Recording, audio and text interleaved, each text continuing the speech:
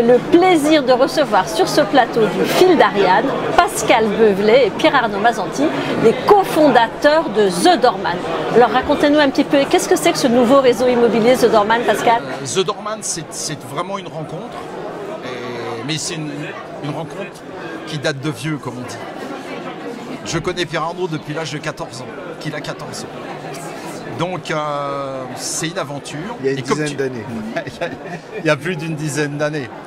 Et comme tu le sais, je fais partie des fondateurs de Century 21, du réseau Century 21. Et je pense que j'ai fait un émule à 14 ans à quelqu'un qui a dit tiens, je suis en 87, j'étais agent immobilier, 87 dans Century 21. Et Pierre-Arnaud est rentré dans le réseau Century 21 en 89. Et il est rentré comme conseiller immobilier, donc au plus bas. Et Pierre-Arnaud, eh bien, il a bien bossé, puisque en fait, il a racheté l'agence dans laquelle il bossait. Et après, il a monté plusieurs agences, puisqu'il a eu jusqu'à 10 agences. Voilà. Et puis après, il a fait un parcours intéressant, puisqu'il a vendu ses agences. Et après, il a intégré, à la demande des grands patrons de l'immobilier il a intégré l'AMEPI. Comme directeur du fichier national AMEPI de 2011 à 2015, c'est ça? Exactement. Voilà. 2011 à 2015. Je devais avoir 21 ans. Non mais voilà, sérieusement. Donc, je suis d'ailleurs je connais bien l'immobilier. Comme parallèlement, j'ai monté un réseau de courtage de crédit qui s'appelle Inenfi Crédit et on a 100 agences immobilières en France. Donc on est là. Et moi, il y avait des liens très forts entre l'immobilier et son financement. Et puis, Pierre-Arnaud, dans son aventure AMEPI, à un moment donné, enfin je pense que tout le monde, je pense que tous les auditeurs savent le réseau AMEPI, mais je vais quand même en dire quelques mots. Enfin Pierre, tiens, tu peux expliquer en 2 mots. Alors le fichier. Le fichier AMEPI. Le fichier. En majuscule. Oui, le fichier AMEPI. Alors le fichier AMEPI, c'est une association, loi 1901. En fin de compte, l'AMEPI, le fichier AMEPI, c'est l'union des FFIP et des SIA qui étaient des fichiers de partage de mandats exclusifs créés par des professionnels de l'immobilier français sur le modèle du MLS américain. Alors là, c'est très jargonneux. Donc, les agents immobiliers français se réunissent au sein d'une association qui s'appelle le fichier AMEPI et ils décident entre eux de partager leurs mandats exclusifs. C'est-à-dire que je rentre un mandat exclusif, un client me confie un mandat exclusif et je vais le partager à tous mes copains, à tous mes confrères au sein d'un fichier. C'est ça le fichier AMEPI. Donc effectivement, j'ai pendant 4 ans, à la demande de Hervé Blairy, ancien président et ami, j'ai dirigé le développement et l'animation de ce fichier au niveau national. Et je me suis rendu compte à ce moment-là l'importance et l'intérêt du partage pour le consommateur, aussi bien acquéreur que vendeur. Et lorsque j'ai questionné le conseil d'administration pour savoir pourquoi est-ce que les mandataires immobiliers, les gros réseaux, IAD, CAPI, ne faisaient pas partie de ce fichier, j'ai compris que ce n'était pas la volonté des agents immobiliers. Je n'ai pas discuté sur ce choix, mais j'ai trouvé ça dommage. Et donc j'ai décidé, j'ai été voir Pascal et je lui ai dit moi j'aimerais créer un grand réseau dans lequel les clients me confieront leur mandat et je partagerai à tout le monde, agents immobiliers, pignon sur rue, avec vitrine, bons professionnels, et des mandataires immobiliers qui sont aussi des bons professionnels avec un modèle, un véhicule différent. De là est partie l'idée de The Doorman. Et alors là, Pascal, vous avez dit banco, on y va? Alors, oui, bien sûr. Alors, oui, bien sûr. Tu as dit. Oui, tu as dit. Oui, Ariane, j'ai dit banco, bien sûr. D'une part, parce que je connais bien Pierre-Arnaud et quand il vient avec cette idée-là, c'est une bonne idée. Bon, il vient me voir pour des raisons qui sont... La première, c'est qu'on a des liens affectifs qui sont forts, qui sont anciens. La deuxième, c'est que j'ai une très bonne approche avec Inenfi Crédit et d'avoir été membre fondateur de Century 21, de l'animation des réseaux, de la création des réseaux, du système franchise, etc. Et puis, par bonheur, on a une entreprise familiale et on a les moyens de développer The Doorman. Je veux dire qu'aujourd'hui, on a investi 1 million d'euros dans The Doorman. Donc, avec un tout petit concours bancaire, c'est-à-dire qu'on a 80% de fonds propres qui sont dans ces 1 million d'euros. C'est non neutre, mais on a fabriqué une machine de guerre. Alors, ce que Pierre, Arnaud, est-ce qu'on partage tous les deux, c'est qu'on a un ADN qui est justement l'ADN du partage, la volonté de partager. Et on a donc créé ce réseau avec une volonté également de partager avec des agents immobiliers. Et là, on a un modèle, Ariane, qui est très disruptif par rapport à ce qui existe aujourd'hui. Alors racontez-nous concrètement voilà. ce modèle. Alors je vais rentrer les grandes lignes et je vais passer à Pierre pour l'explication des trucs. Donc, en fait, chez The Doorman, on sait que le service qui doit être donné aux consommateurs, c'est un service de proximité et un service sécurisé et prudentiel. Donc c'est très très important. Pour donner ce service, il faut s'entourer de vrais professionnels. Donc chez The Doorman, on a décidé de créer, de mailler le territoire français par des concessions territoriales exclusives avec un contrat de franchise. Et les contrats de franchise, on va les signer avec des professionnels de l'immobilier. Pierre Arnaud va vous expliquer le modèle disruptif. Ce modèle disruptif et pourquoi il est disruptif et comment il peut aider des agents immobiliers à faire une reconversion via notre modèle, soit amplifier les résultats qu'ils ont dans leur propre structure. Alors Pierre Arnaud, dites-nous, là on a compris le contexte, la rencontre humaine qui remonte à pas mal de temps et voilà, vous avez tissé des liens très forts tous les deux et humainement et professionnellement. Alors avec The Doorman, vous voulez faire quoi? Au-delà du partage, concrètement c'est quoi? L'idée, si vous voulez, c'est que moi j'ai fait 25 ans ou 20 ans d'agence immobilière. J'ai été numéro 1 du réseau Century en 2001, donc je connais bien le métier d'agent immobilier, agence vitrine, pignon sur rue. Une équipe constituée de 5-6 VRP ou agents co, j'ai connu. Nous pensons que l'immobilier de demain, la transaction, il y a des fondamentaux qui vont rester, mais le véhicule va évoluer. C'est-à-dire qu'on pense que le VRP et l'agent co, qui fait 150-200 000 euros de chiffre d'affaires par an, ça devient une denrée rare. Tout le monde se le dispute. Beaucoup d'ailleurs de ces agents qui étaient dans des réseaux nationaux sont partis sur des nouveaux acteurs entrants. Et donc on considère que la transaction de demain, c'est un enjeu différent. Pour ça, on a créé The Doorman et on a proposé aux agents immobiliers qui ont conscience de cela, c'est-à-dire que leur modèle est en train d'évoluer, pas le métier, le modèle, le véhicule. On leur dit banco, conservez vos agences pignon sur rue et commencez à développer un nouveau modèle qui va être un modèle d'indépendants, mandataires immobiliers. On les appelle maintenant des slasheurs, des gens qui vont faire une troisième activité. Ça va être une femme au foyer qui va faire 5-6 ventes dans l'année, qui va faire 30 000 euros de chiffre dans l'année, non pas 200 000. Mais simplement, j'en aurai 10, 15, 20 dans un village, au lieu d'avoir un ou deux VRP qui me fait 150 000, qui me pose plus de difficultés à manager, qui me pose des difficultés quand il s'en va, quand il me quitte, etc. Ça, tous les agents immobiliers connaissent. Vous surfez un peu sur la vague IAD & Co? Alors, on surfe sur la vague, on surfe sur l'évolution juridique qui a permis la mise en place de ce véhicule. Et là, Pascal peut peut-être en dire un mot. Oui, alors là, je veux dire que là, effectivement, ce qui est formidable dans les réseaux de mandataires et ce qui fait leur réussite, c'est leur développement avec un multiniveau. C'est-à-dire avec un développement pyramidal, avec quelqu'un qui recrute quelqu'un, et qui a des rémunérations tout au long de la pyramide. Donc ça, c'est un système qui est très très bien et qui fonctionne bien. On voit les résultats d'ailleurs, puisque maintenant, ils ont 8,5 de part de marché, ils sont 20 000 mandataires en France. Et si on prenait par exemple comme IAD, dont vous parliez tout à l'heure, il en a 6 300 à l'heure actuelle, il vise les 10 000. Et tous les autres sont pareils. Bon. Et il y en a 108 ou 110 réseaux de mandataires à l'heure actuelle. Il y a un problème avec cette architecture telle qu'elle est faite, c'est qu'à l'heure actuelle, elle dit, ce qui marche bien, c'est le lien financier. C'est-à-dire que je te recrute et sur le chiffre que tu fais, je vais toucher 7%. Et tu recrutes quelqu'un et sur le chiffre qu'il fait, tu vas toucher de l'argent et moi aussi, etc. Mais normalement, ce travail-là, qui est lié par un filleul, donc par un filleul, il est lié également avec non seulement un lien financier, mais un lien de service. C'est que normalement, le parrain doit accompagner son filleul. Parce que quand on a un filleul, c'est bien ça, c'est en prendre soin, arriver qu'il se développe bien, le soutenir, etc. Or, dans les réseaux de mandataires, ça n'existe pas, puisqu'un parrain peut être à Lille et que son filleul peut être à Marseille. Donc ça ne fonctionne pas. Donc, moi, ma devise, c'est il n'est de richesse que d'hommes. Donc on ne peut fonctionner qu'avec des hommes et avec de la réponse pour ces hommes en proximité. Pour faire de la réponse en proximité, je reviens à ma première question, il faut d'abord des hommes qui connaissent le métier. Les agents immobiliers, ce sont ceux qui connaissent le métier, c'est ceux qui sont opérationnels immédiatement. Et puis, deuxièmement, il faut accompagner les personnes sur le secteur. Donc, nous avons maillé nos concessions.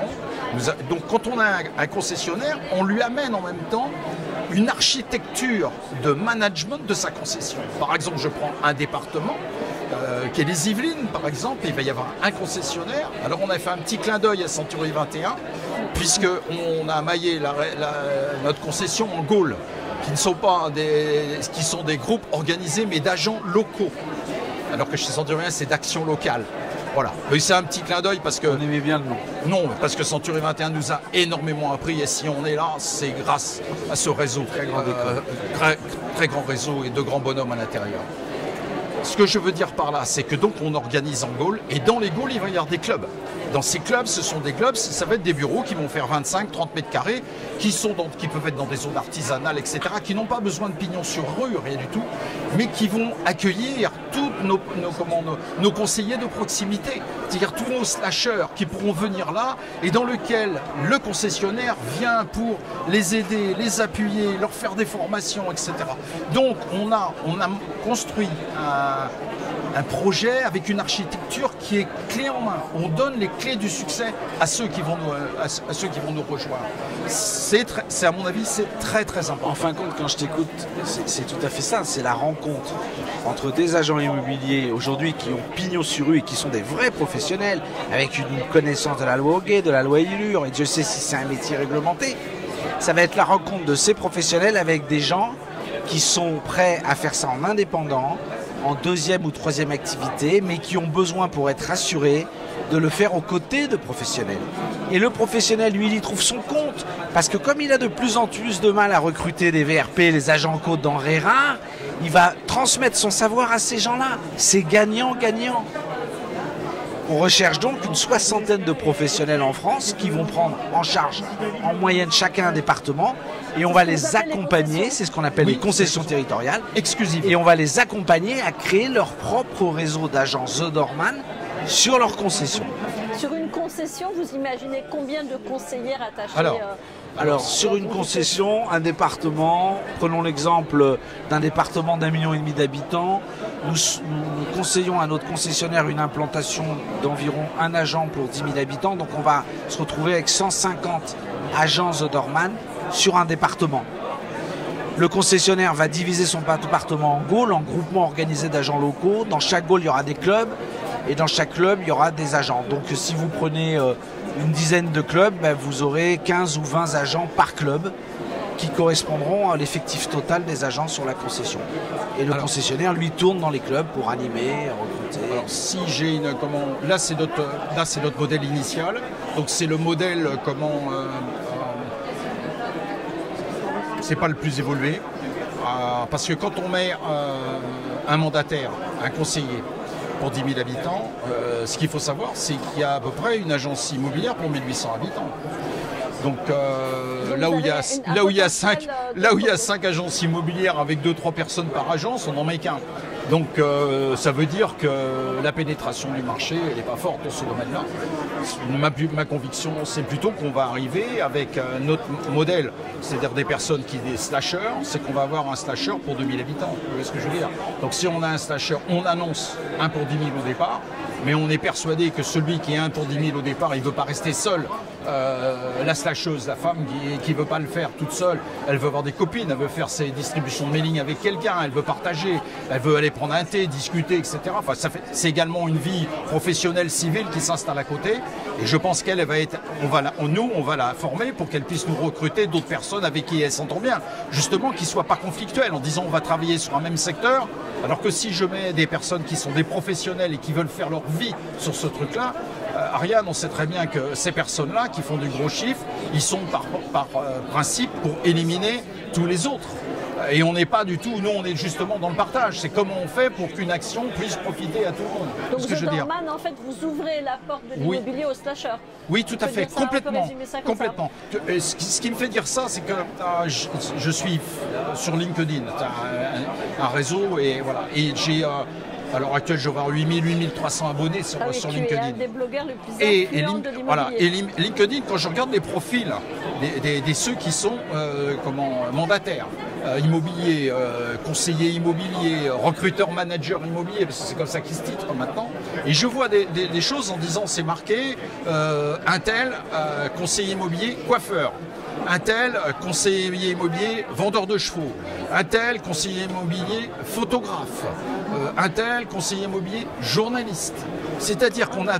Mais oui, c'est-à-dire qu'il y a une kyrielle de personnes qui font ça avec une autre activité. Donc ils peuvent le faire par plaisir, ils peuvent le faire pour rajouter du beurre dans les épinards, rajouter pour pas être complètement mère de famille exclu de la vie civile. Vous voyez ce que je veux dire? Donc le potentiel de tous ces clients-là est énorme.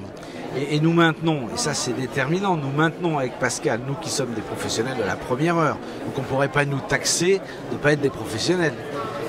Nous maintenons que ces gens dont on parle peuvent être d'excellents conseillers, à condition, 1, qu'on les forme, qu'ils soient formés à ce métier, et 2, qu'ils aient des outils simples d'utilisation. C'est pour ça que chez The Doorman, tout est digitalisé, zéro papier, tout le parcours d'un conseiller, et même parcours client, se fait sans papier, avec des manipulations simples. On a développé notre propre logiciel pour le rendre le plus intuitif possible. On a fait en sorte qu'un enfant de 10 ans puisse de A à Z accompagner un vendeur dans sa transaction. Donc vous voyez comme on a simplifié. Peut-être pas les enfants de 10 ans, mais non, parce que 18 ans. Ariane, non, je crois pas. Je crois qu'il y a des règles, surtout sur l'emploi des enfants. On va pas se mettre hors jeu. Ce que je veux dire également, c'est qu'on a les signatures électroniques, c'est-à-dire que chez nous, tous les mandats se font par signature électronique, les bons de visite se font par signature électronique, les offres d'achat se font par signature, les contrats de nos mandataires se font par signature électronique. Je veux dire, on a fait un système où c'est tellement simple à faire, on n'a pas de paperasse, on n'a pas de trucs à faire en 3 exemplaires en autocopiant, à envoyer une adresse, même les prises de mandat, parce qu'on a, vous savez que les mandats, il faut qu'ils aient un ordre répertorié, etc. Donc on a un logiciel, et la plupart des agents, et on n'est pas en innovation là-dessus, la plupart des agents l'ont, ceux qui donnent les numérotations, mais la signature électronique sur l'ensemble des contrats, on n'y est pas.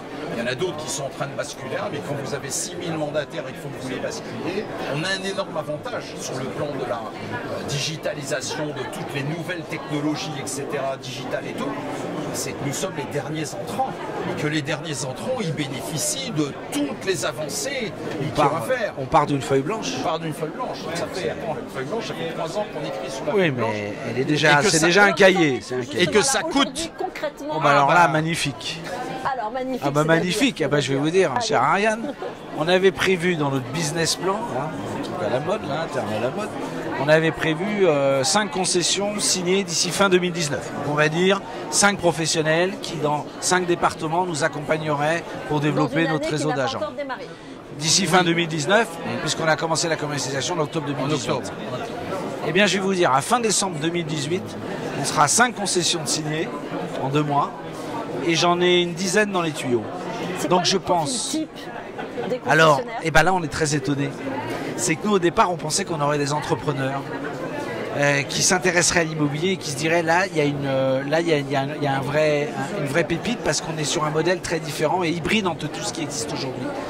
Et à notre grand étonnement, c'est des agents immobiliers qui nous contactent. Traditionnels, oui, complètement. Hors réseau, hors marque nationale. Oui, oui. Hors marque. Et c'est eux qui nous contactent. C'est eux qui nous contactent. Et eux, alors des gros, hein, des succursalistes, des gars qui ont des gros cabinets, mais qui ont compris tout de suite, ils ont dit oh là là, là il y a un truc fabuleux là. Parce qu'il faut qu'on réponde aux nouveaux entrants comme Keller Williams, hein, on peut les citer, comme les pure players qui arrivent. Et là ils se sont dit The Doorman réunit tout ça. Avec des investissements pour un concessionnaire au départ qui sont extrêmement faibles. Alors combien ça coûte de devenir concessionnaire The Doorman? C'est-à-dire? Alors reprenons l'exemple d'une concession, un département. Imaginons que le département fasse 1,5 million d'habitants. La redevance forfaitaire initiale, qui est le droit d'entrée pour un concessionnaire, c'est 0,01 € par habitant.